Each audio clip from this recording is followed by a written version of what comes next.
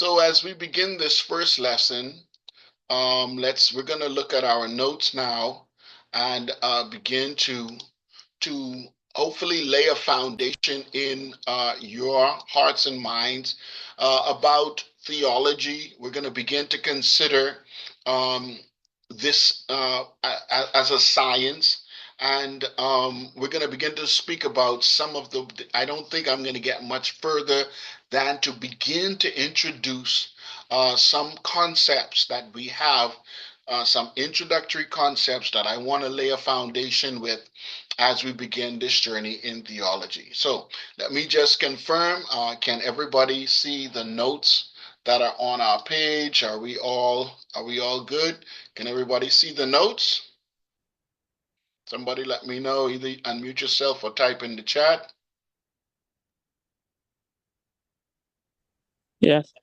Okay, thank you. All right, great. Thanks, Tiff.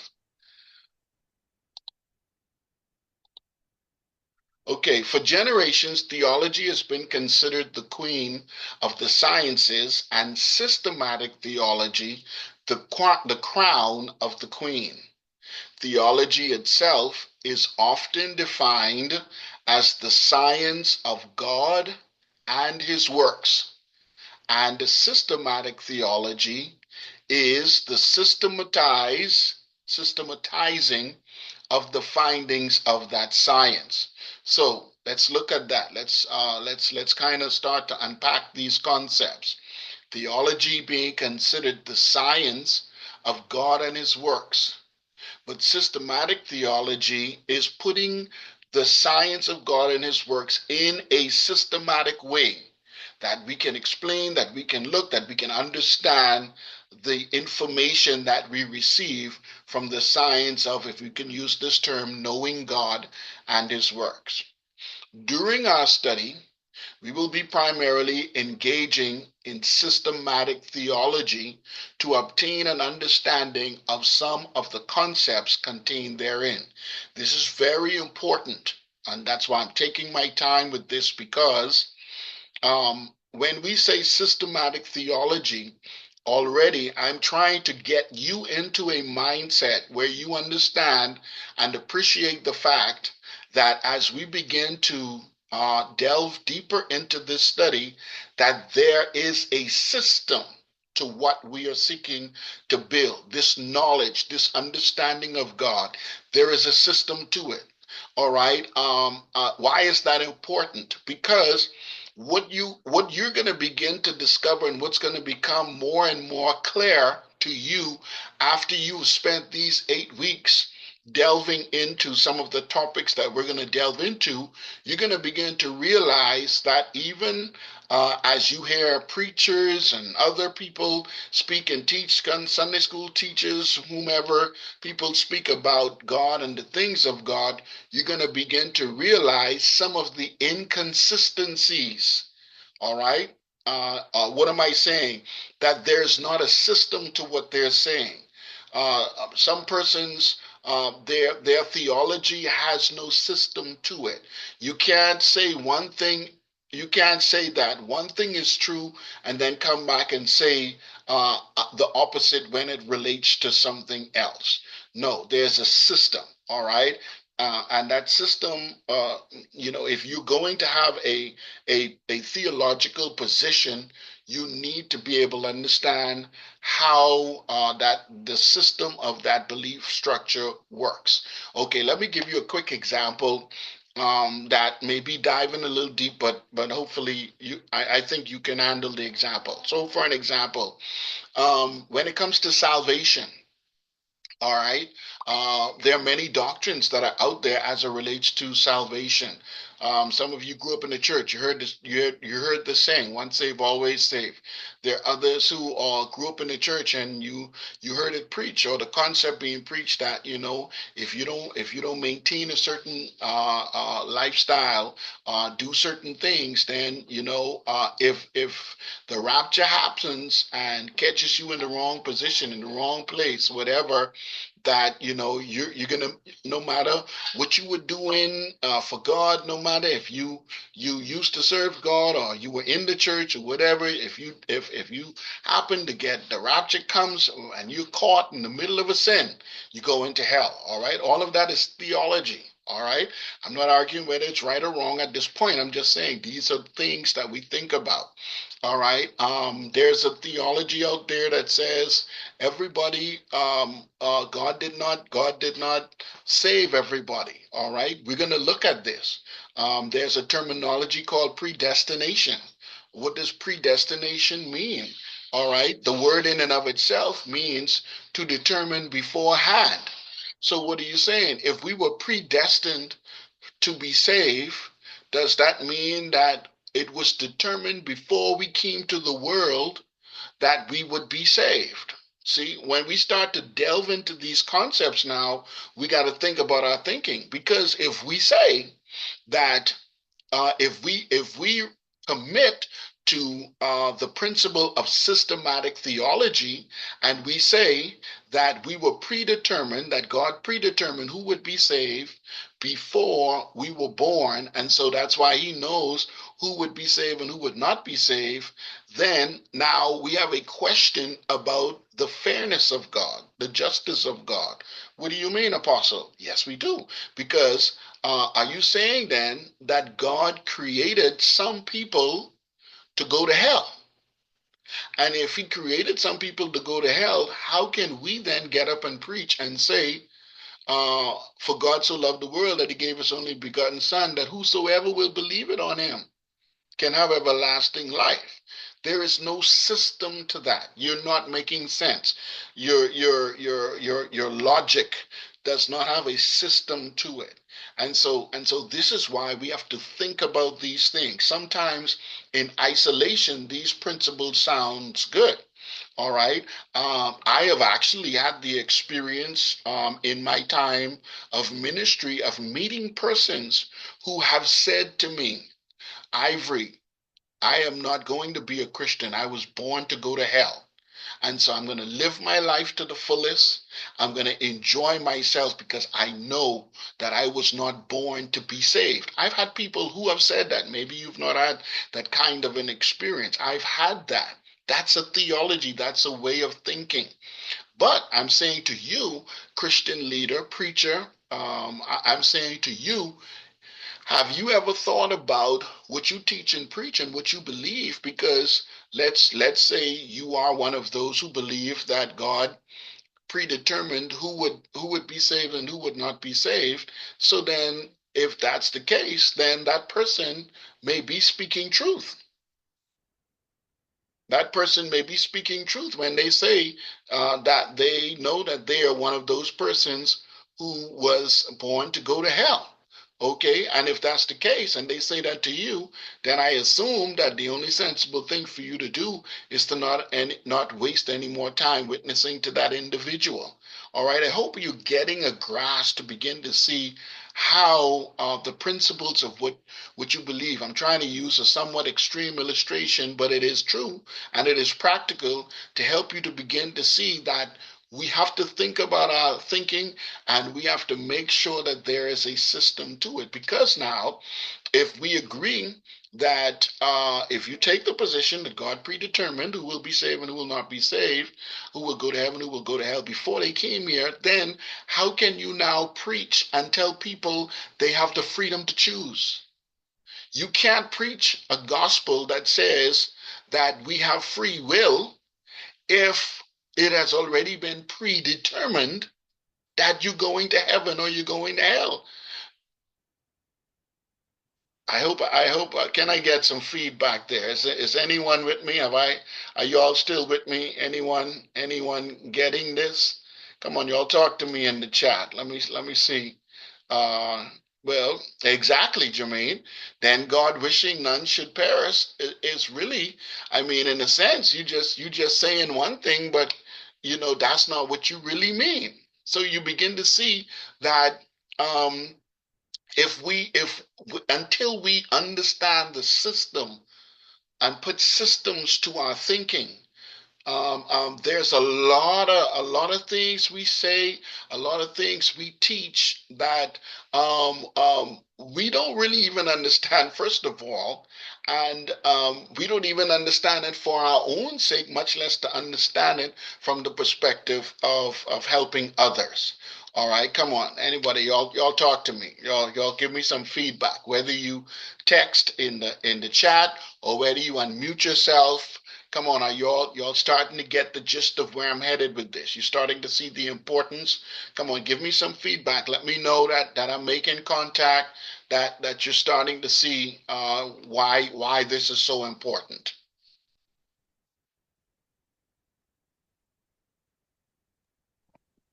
Well, listening to you, the scriptures that start coming to mind, and I was like, well, that don't make any sense. If he is long suffering and wishing that none should perish, but yet everybody was, some were predestined to go to hell, then it doesn't compute, you know. Then where does his mercy come in? If some are predestined, it don't compute. With You're starting to get the gist of it. So you see how your belief in one area affects other areas. As you talk about, you started talking about one thing, and then you brought in a very powerful point about mercy. So if God already predetermined certain people to go a certain way, then there is no mercy for them. So God may be a merciful God, but then we'll have to preach it differently. We can't say God is a merciful God to everyone or anyone who asks of him. We have to say God is a merciful God to those to whom he chooses to be merciful. So that's very good. Go ahead, Donette.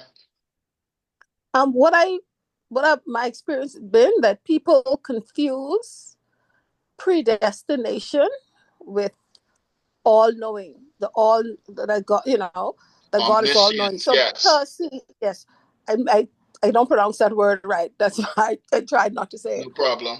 The fact that he knows your end from the beginning, people believe that that's predestination, not that he's aware of what you're going to do, but he is causing it to happen. And that's kind of always like a major issue for people to understand the difference between those two. Very good, very good. And in all fairness, it's not always the easiest thing to understand. We're going to look at that in one of our classes. We're going to look at this whole idea of predestination. All right, we use another term, to be chosen. What does it mean to be chosen? If we introduce a term like chosen, chosen means that one was accepted and one was rejected. Does it not? Does that not, we say God is fair and just and righteous. Um, does what when we say fair, what does that mean? Does that mean that is fairness equality when we speak of God, or is fairness something else? God's word cannot be contradicted. His word is his character. This is true. That's why it's so important to understand what his word says and what it means. Because if our understanding of the meaning of the word contradicts itself, then God is contradictory in character. And I believe that as you go through this class, you're going to realize that separating some of these things are not as simple as you may have thought before. All right, if you've delved into this before, you may have had an opportunity to do some thinking about it and maybe come to some places in your understanding. But if not, this is going to be, I'm telling you, for some of you, it's going to be jarring. And even if you think you have a grasp on some things, I can be very, very mischievous in this class and ask some very, very challenging questions that are going to stretch you. And that's my job as a lecturer. All right. Let me get somebody else. Let me get somebody else to give their input on this evolution as we begin to understand now, and help me to know if you're capturing what I'm saying concerning understanding how our theology must have a system to it. It must have a pattern. Someone else, go ahead. Go ahead, Giddens. Yes. Apostle? Hi, yeah, I'm still here thinking about the strong example you gave about the person predestined for hell. That means our theology really have to go to the next level, our understanding of who God is, and then our apologetics of how we convince others about what we believe, which is a very tall task. Yes, because you use a great word, apologetics. We're going to come back to that later on. It was mentioned in the video, and apologetics is simply to defend what we believe. And the truth of the matter is, I do not believe that most pastors, preachers today, I don't believe that they can defend what they many things that they are saying. They really don't understand it. There's a song out there that says, why are we living if we only living to die? Very true. Why are we living if we only living to die? Again, that comes out of a theology. All right. Remember that one of the things that distinguished the Sadducees from the Pharisees was their theology about death. All right. The Sadducees did not believe that there was life after death. Okay, the Pharisees believed that there was life after death. So, we in this class we're going to be forced to think about our thinking, to look at some things that we say, some things we preach, some things we teach, and really see if there is a rhythm and rhyme to what it is. Yes, indeed. Many Christians, I want to say, Miss Sanders, many Christians don't understand why we are here on earth. All right. And that's why they live the way that they live. All right. So even for us, hopefully, we will come to a firmer understanding of, who we are, our purpose and function here. Again, in the video, in the second video that I showed, they spoke about that. Those who believe in a more of a kingdom now mindset, and then there are those who believe in a kingdom to come mindset. All right. So people who only have a kingdom to come mindset, they're not focused on trying to manifest kingdom now, because as far as they're concerned, their job now is just to make it to the kingdom to come. And that's when they're going to inherit their golden slippers and their all white robe and their mansions on high, etc., etc. All right. But then there are those who also who say, I'm not saying I don't believe in that, but I believe in the kingdom now, where I believe that God wants to bless me now, wants to enlarge me now, wants to increase me now. Okay, and that's different. So again, and if you and your belief will determine your life, the quality of life you live. And so for a lot of people, based on we again, all I'm trying to do as I introduce this subject is I'm trying to show you how powerful and how impactful your theology is.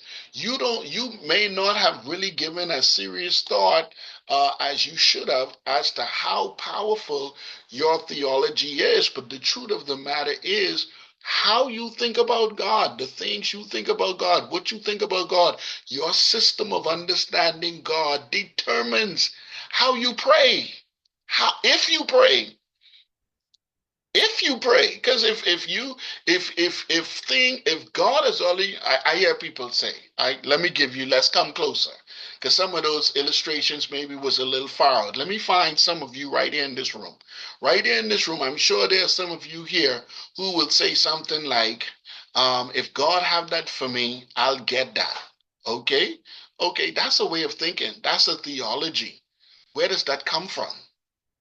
What scripture are you going to use to support that?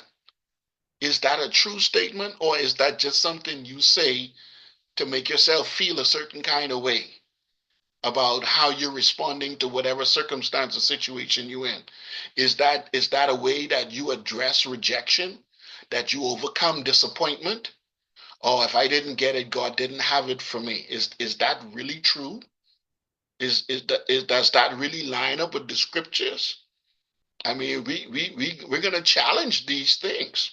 All right. What is que sera sera? What is to be will be. That's some people, even some Christians, that's the way that they live. So if what is to be will be, what you praying for? If God have it for you, no matter who try to block it, you gonna get it. Why you praying? What's the purpose of prayer? If that's how it works. Hello? Anybody home? Anybody in this class tonight? Do you see how important understanding what you think about God is, your theology is to what you do? In many instances, we are doing God practices, but we really don't believe. There is no faith connected to our activity. And it's all based in our understanding of God. It's all based in how we see God and the things of God, the kingdom of God, the work of God. Okay, let me try to plow through a little bit more of this teaching.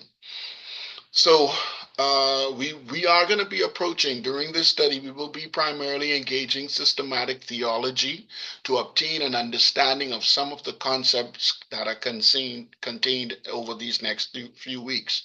There are those who deny that theology is a science, doubting whether we can reach any conclusions in this field that can be regarded as certain and final. The term theology is derived from two Greek words, theos and logos, the former meaning God, the latter meaning word or discourse or doctrine. In other words, theology can be defined as the science of God or of God's word or even of God's doctrine. Today, theology is used in both a broad and a narrow sense. In the narrow sense, theology may be defined as the doctrine of God, but in the broad sense, the term has come to mean all Christians, or may come to the term has come to mean all Christian doctrines, not only the specific doctrine of God, but also all the doctrines that deal with the relations God sustains to the universe. So, from that particular perspective, when we think about it from that particular angle, what we're looking at in this broad sense, we may define theology as the science of God and his relations to the universe. All right. um, we say these big terms and we use these big terminologies, which means that if you were to really do a study of theology, um, for as awkward as it may seem, if we're talking about the study of God and His universe, then we have to as Christians, we should have an answer. If someone asks you as a Christian, do you believe in UFOs? Okay. What's your thought? Because as a theologian, you study God and his universe. All right. Does the Bible address these matters? Is there any scriptural reference that we can use that can give us any foundation on these thoughts? All right. This is what theology is about. And so, again, I go back to the video and what was said. There is an intellectual dimension to theology. It means now that we have to apply thinking to our to the logic of our faith, to the system of our belief. We've got to add some intellect. Do you know the reason? One of the reasons, in my view, why in our generation, we are having a greater challenge as a church at reaching this generation is because this generation is more intellectual. We are in an information age. People have questions. They are looking for answers. In many instances, in far too many instances, as the church, we do not present answers. All we give are cliches and rhetoric. And this generation is rejecting that kind of content. They are rejecting that kind of presentation. This generation would rather you present them with something that is not true, with something you just need to have an answer. And does not the Bible say to us, one of the commands that is given to us in the New Testament is that we ought to have an answer for anyone who asks us about our faith. All right. Would we believe? Okay. And again, the word was introduced earlier. I think it was Gittins who introduced it. That word apologetics. All right. That's building a system of intellectually thought of answers for why we believe what we believe, why we believe there is a God, why we believe that there are angels, why we believe all this binding and loosing you doing, why you believe there are demons, why you believe that, what, just because you in the church, this is what we do in the church, what is the scriptural support, what is do you realize that there are those who do not believe in hell because they believe that it is a construct out of something that happened in the development of the Catholic Church and in the development of some things that happened there. They believe that hell, the concept of hell, Hades, came out of that, but that there's not biblical foundation for it. Some people argue these things. All right. Do you have an answer for that? Can you provide an answer for that? Okay. All right. Let's read on. It must be made clear that theology is not psychology, even though it does affect our behavior. I want you to get that. Theology is not psychology, even though it affects our behavior.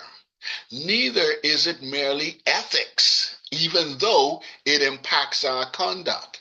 So when we talk about theology, it's not just psychology, so it's not just all mental, and it's not just about our ethics, it's not just all about how we live, okay, but because psychology inquires about the how and why of behavior. When you study psychology, that's what you study. How is it how people behave and why they behave how they behave. That's the study of psychology in a nutshell. When we think about ethics, ethics speaks about the moral quality of our conduct. It speaks about our morality and the way we conduct ourselves, the way we live, the way we behave ourselves. Okay, so but true theology covers much more than these limited concerns. So even though you have these basic concerns that are also involved in theology, because we know that your theology is going to help to determine how you live, it's going to help to determine your conduct. The reason why you and I don't go around shooting folks, killing folks, and all of these other different stuff is because we believe the doctrine that we believe says that God is does not that's not the behavior that He wants from us as believers. Okay, so our theology does govern our ethics and our morality. Why do we love our neighbor? All right, because we're taught that in our theology. Love your neighbor as yourself. Treat people the way you want to be treated. Okay, that's the ethics that we are taught in our theology. Okay, in our psychology, why do people behave the way that they behave? Well, we talked about it already. People behave based on how they see life. So, all right, I was watching a movie the other day. I'll give an example. I was watching a movie the other day, and a gentleman was committing a crime. And in the process of committing a crime, I think he was robbing a bank. He ended up, one of the guards tried to stop them, and he ended up shooting the guard, and the guard died. So, um, before he left the bank, he killed the other two guards. Okay. And so one of the criminals who was robbing the bank with him said, "Why did you do that?" All right. And he gave his response. He said, "If we get caught, if I kill one, I get the same penalty if I kill one or if I kill 20 or whatever the situation is. So since I done kill one, it doesn't make no sense me having any hesitation about killing anyone else. Now, when we were at the point where we were committing the crime, when nobody had lost their life and nobody was killed, then that was one situation. But once somebody got killed, then after that, it don't matter no more. Kill one, kill 20, kill 2,000. It don't matter. It's the same. It's gonna be the same punishment, And so we might as well do what we gotta do. That's a way of thinking. All right, that's a way of thinking, and the point here is based on how you think will determine how you act, what you do, what your behavior will be like. All right, theology is not equivalent to religion because religion only deals with one's awareness of the existence of a supreme being with a resulting belief that causes one to live in light of the demands of that supreme being. Let's break that down. All right, I told you all this class is going to be a little heavier in content. We're going to have to engage our minds. I'm going to need you to read and reread the material. I'm going to need you to engage yourself in these thoughts. This is not going to be the 8 weeks like you had in these last two classes where you could just come to class for 2 hours and then don't check for the class for the rest of the week and then you come back. I'm saying to you, you're going to rob yourself, but you were robbing yourself before, but you're going to rob yourself if you don't really begin to delve into these subjects and begin to think about it and begin to read it. And that's why I'm trying to go through explaining a lot of these sentences with the content that's in here because I know some of it is new to some of you. Some of you have been exposed to it before, and so this is a refresher, and hopefully will take your thoughts in the area of theology to the next level. But here we're comparing theology with religion. Now, you realize that when it comes to religion, listen to the definition that I give here again. Religion only deals with one's awareness of the existence of a supreme being. So to be religious, you don't have to be a Christian. All right. You have Muslims, you have Hindus, you have all kind of other quote unquote religions, and all of them have a sense, most of them have a sense of believing that there is a supreme being. Okay, when people use the term supreme being, that does not necessarily have to mean Yahweh. It does not necessarily have to mean Jehovah, the God that we serve. All right, that could mean all kinds of other different names or attributes, etc. All right, that's religion. Okay, so theology is not religion. All right. Not only does religion only deal with the awareness of the existence of a supreme being, but all religion is concerned about is that if you believe in that supreme being, the resulting belief that causes you to live in light of the demands of that supreme being. So, your religion, you have a supreme being that you believe in, and you believe that that supreme being makes some demands on you. And your religion teaches you in order to satisfy those demands, you need to do certain things in order to appease that supreme being. So, for an example, we know in the Mediterranean culture, in the pagan cultures, in many of the pagan religions, all right, they would set up an altar, all right, for their god. They would build a statue, maybe of what resembles their god, and then in some instances they would bring food for the god and lay it out in the front of the god.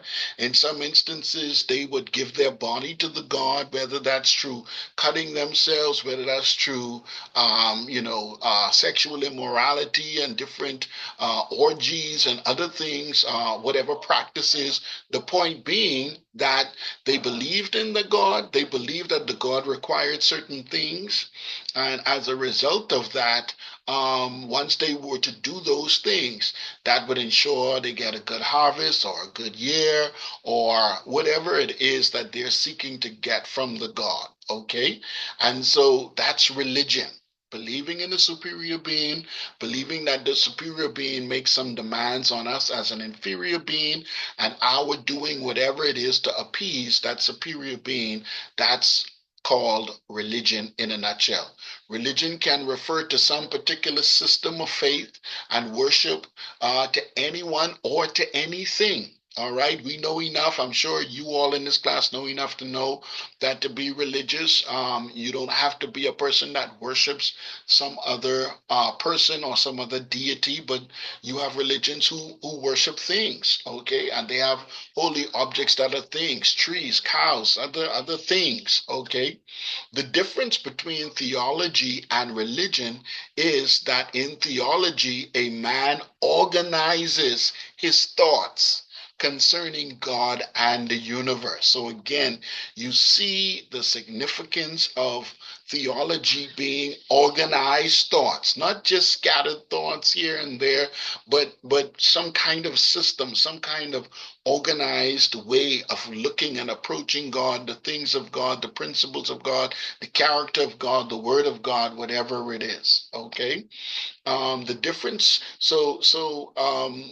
The difference between theology and religion is that in theology, a man organizes his thoughts concerning God and the universe, whereas in religion, he expresses in attitudes and actions the effects those thoughts have produced in him.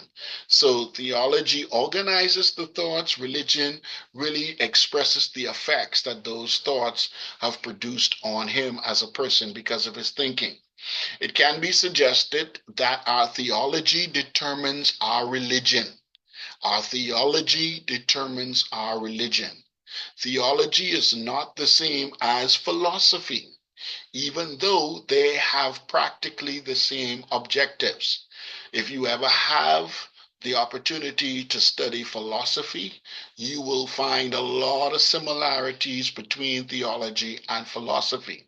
Another thing you will find, I'm not going to be able to take you into that in these sessions, but if we were to delve deeper, you will find that many persons who are considered in the Christian context, great theologians were also considered philosophers.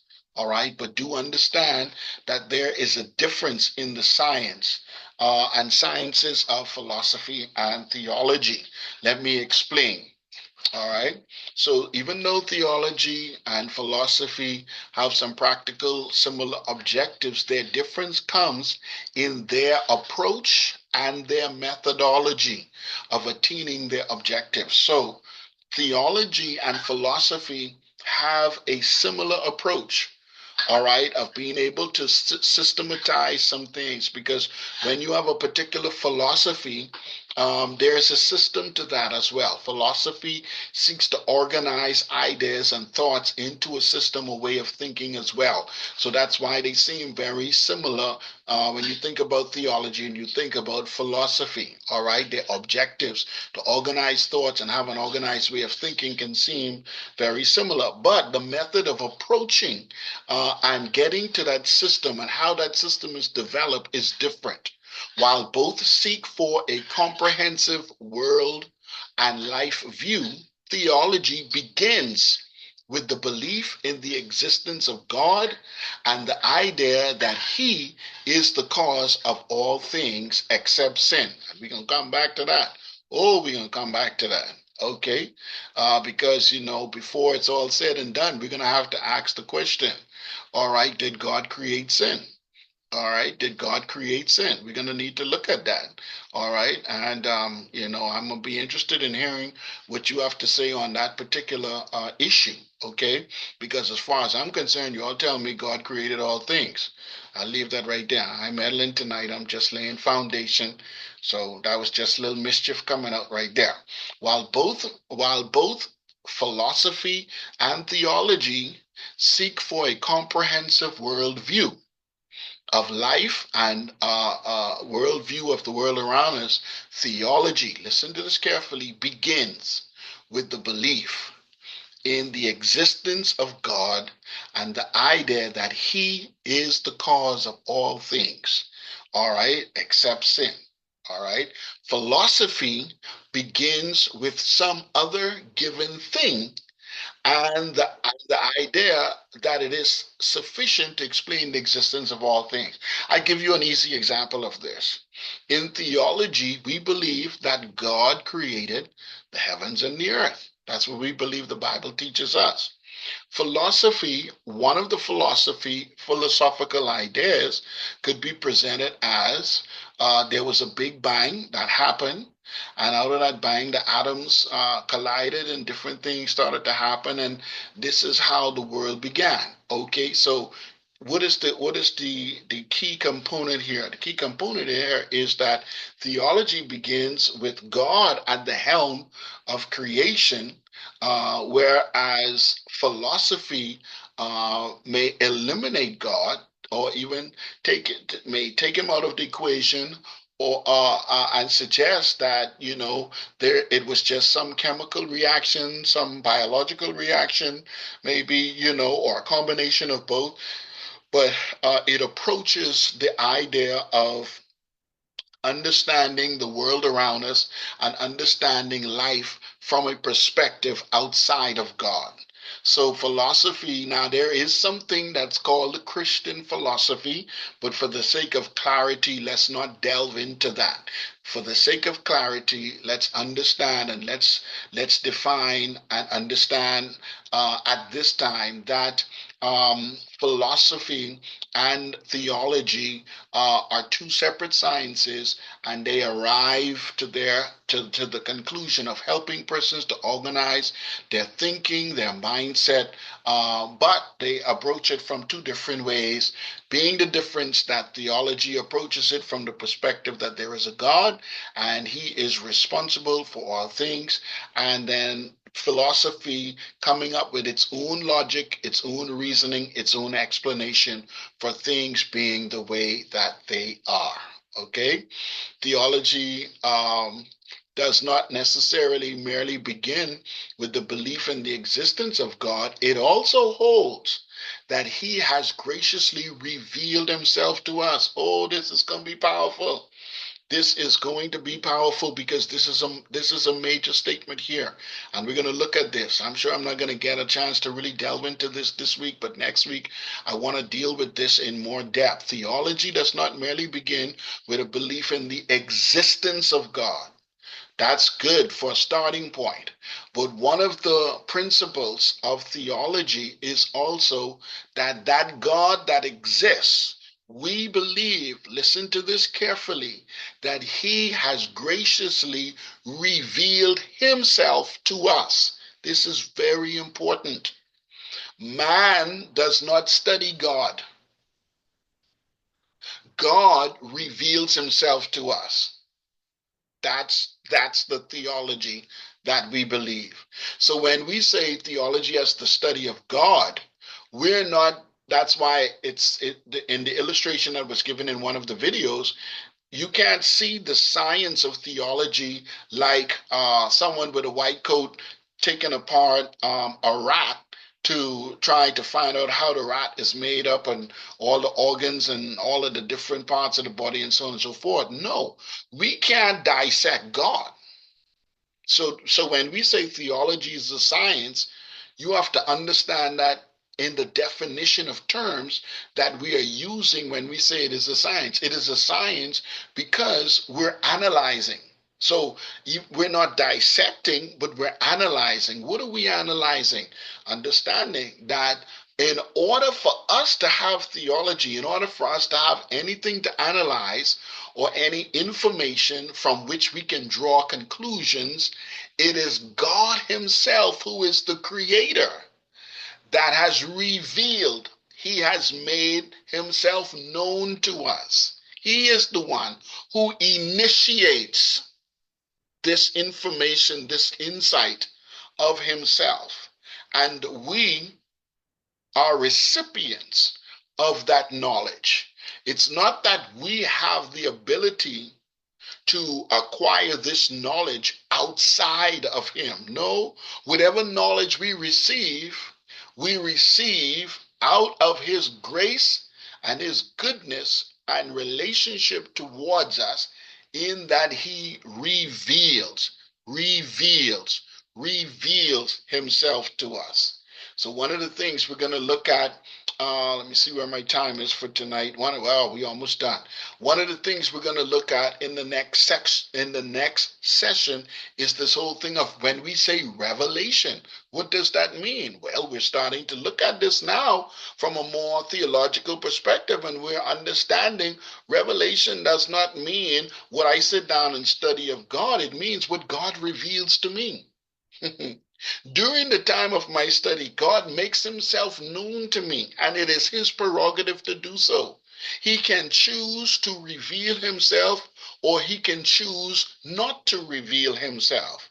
That's why if you are one that are called by God, if you are one that God uses to preach and teach his word out of the revelation that he gives you, you ought to recognize that that is a precious grace, a precious gift. Paul put it this way: we have this treasure in earthen vessels. If you are a person that God speaks to in dreams and visions prophetically, that is precious, because it speaks of God's love for you and toward you, in that he would choose to reveal himself to you. You don't have the ability in and of yourself. You don't have no skill or characteristics that you could dissect God, or dissect or tap into the things of God. No, the only thing you can do is make yourself available that he can download to you the knowledge and revelation. That's why I never take for granted the gift and the grace that God has given to me. That's why I'm never heady and high minded, because I realize that whatever it is that I may know, understand, or that I may have received, it is but for the grace of God that God chose to reveal some things to me, to open my eyes, to understand some things. That was his doing, not my skill. Ivory is not that good. My brain ain't that sharp. It ain't all of that. I know some of us, we think that that's where it's at. But the fact of the matter is, when you develop a proper theology, you will understand that whatever revelation you have, it is because of the goodness of God, the love of God towards you. Philosophy denies both of those ideas, that God reveals himself, that there is an existence of God, and it holds that the world around us has the inherent power for self existence and pattern for life living. So when you think about philosophy, philosophy suggests that, the world created itself out of the Big Bang. Things happen, and then this is how man evolved. We didn't need no God to create us. No, the atoms came together, and then one atom went in the water, and then the water, it started to multiply, and one cell did this and that, and they have all of these elaborate schemes and ideas and concepts that they use to describe their concepts. All right, we call that particular one evolution. Okay, but the point there being that philosophy excludes God primarily, whereas theology begins with God. Everything begins with God when it comes to theology, and even more specifically, when we use the narrow sense of Christian theology. All right. And even as we use that word Christian theology, as we're going to see, there's still so many different ways of approaching the various aspects of knowing God, understanding God, and learning about God, even within the Christian context. And we're going to delve into, over the next few weeks, we're going to delve into what those ideas and what those experiences, some of them, what they are all about. So I hope tonight has started to whet your appetite as to the types of conversations we're going to have in this class. I hope it starts to introduce you or reintroduce you to theology. What is theology? That's what I've worked hard in this class, to lay a foundation, to kind of start to set your mind into what is theology, what we can expect from theology, and what we can be, some of the ways that we have to now begin to examine our thinking. Yes, you have a theology. You have a way of seeing God. You have a way of understanding God. You already do. And over the next few weeks, some of those concepts are going to be challenged. challenged. Some of those concepts are going to be strengthened. All right. Some of those concepts may even have to be abolished and done away with if you're going to really accept a systematic understanding of who God is and how He operates. And like I said, when we begin to think about our thinking, 8 weeks is not going to be enough for me to provide you with all of the answers. So hopefully, for many of you, this will be the beginning of a wonderful lifelong journey of learning and studying about the character, nature, and work of God on planet Earth. So, again, I want to thank all of you for your attendance tonight. Of course, I'm going to tell you, you don't need to miss a moment of these lectures because its content is going to be potent and it's going to be relevant. I believe for shifting your mindset, giving you the foundation for becoming the kind of leader that God wants you to be in 2025. We are in an informed generation, and this generation is demanding an informed clergy. If you are going to distinguish yourself from the maze and from the crowd of other preachers who are seen in disdain and who people look at as not having anything to offer, it is going to be because you have content. And when they hear you speak, they can tell that there has been thought, that there has been study, that there has been investment into what you're saying. Right now, we're living in a world, people, where anybody can turn on their phone and talk for hours and run on and ramble on. And trust me, they are doing it. Some of them calling themselves this, calling themselves that.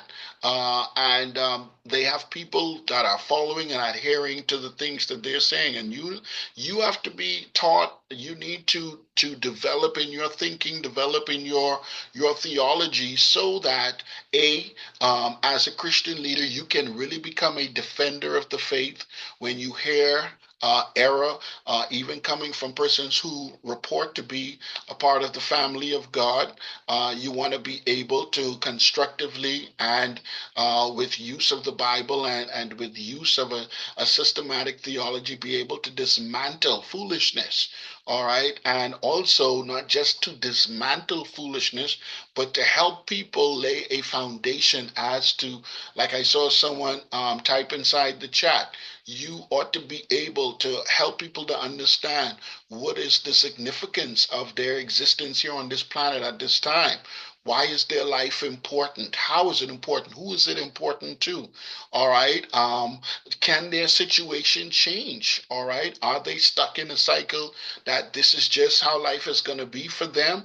Or do you have a message of hope and change that says that the God that you serve, that if you submit yourself to Him, surrender yourself to Him, He can bring about a change in your life. All right. Do you know with a certainty that that is God's will for that individual? Is your theology?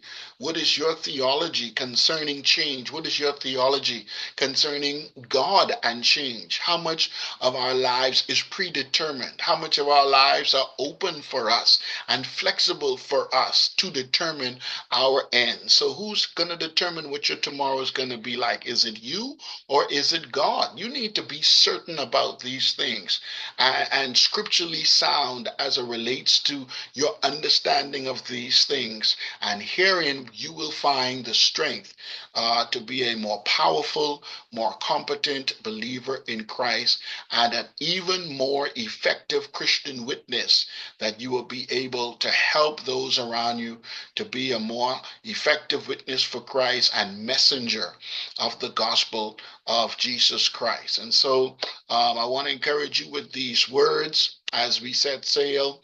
I am going to post these notes in the group for you so that you're going to be able to access them. But I must say to you that coming into 2025, we do have some changes that are going to be taking place with our college. Like everything else, we're seeking to advance, we're seeking to move forward, we're seeking to develop, we're seeking to take our entity to higher heights and to new levels. And so, one of the things that will be introduced to you for all of the classes from this class moving forward is that there are manuals that are being prepared for each of the classes, and the manual for this class is also in production and will soon be available. Of course, that's nothing strange. Any of you that have been in school before, when you go to school, you buy the book for the class, and in that book,